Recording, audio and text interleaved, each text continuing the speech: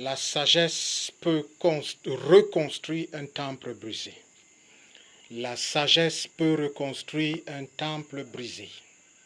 Texte Proverbe 23, verset 7.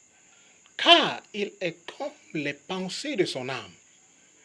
Bien-aimés en Jésus-Christ, recevez les salutations distinguées de la part de votre serviteur Emmanuel Smelon. Je viens ce matin avec un esprit différent. Bien-aimé, mon frère en Christ, ma soeur en Christ, sais-tu que tu es celui ou celle qui donne à Satan le droit et la confiance de s'immiscer dans ta vie et réussir sans toutefois être effrayé?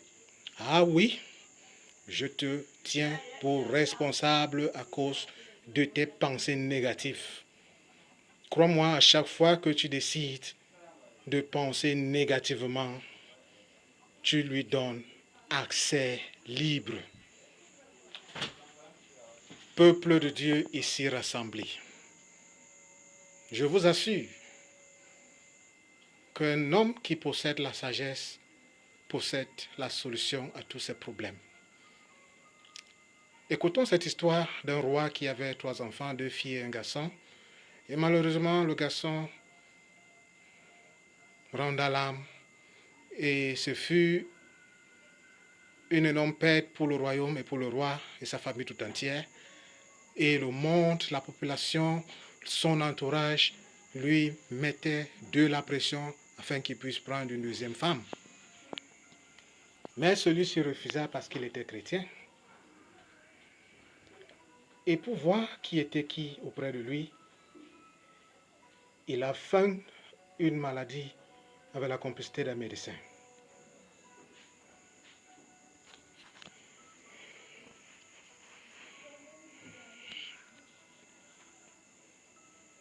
Ceci pour voir qui était vraiment avec lui ou pas.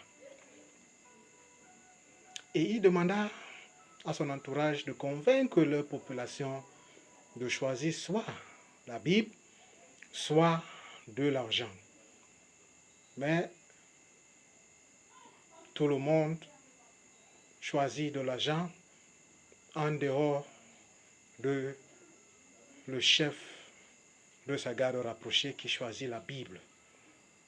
Et dans cette Bible, le roi avait mis un chèque avec une somme vraiment exorbitante.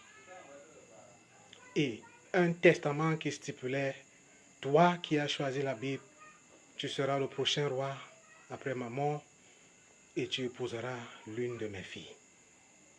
Voyez comment le roi a appliqué la sagesse et a ramené l'ordre dans son palais et son royaume. Le roi Salomon avait fait la même chose. En appliquant la sagesse, il a pu se rendre compte que parmi ces 2 femmes, l'une était une fausse maman, un imposteur, et l'autre était la vraie maman de l'enfant. Voilà ce que la sagesse peut faire, bien-aimé en Jésus-Christ. Veux-tu défier le diable? Veux-tu gagner le diable? Numéro 1, change tes pensées négatives en pensées positives. 2, demande à ton Père qui s'est donné à tous ses enfants qui demandent sincèrement de te donner la sagesse abondamment. Et avec cette sagesse, mon ami, je t'assure que tu vas résoudre tous tes problèmes. Aye, susan wamna mapo.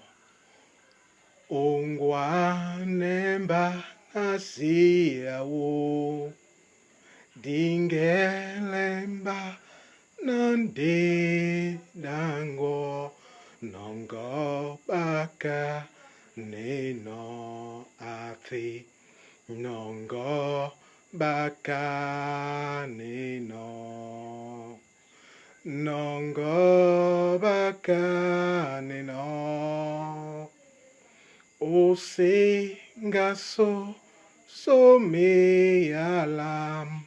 Nongo baka neno. calme énorme.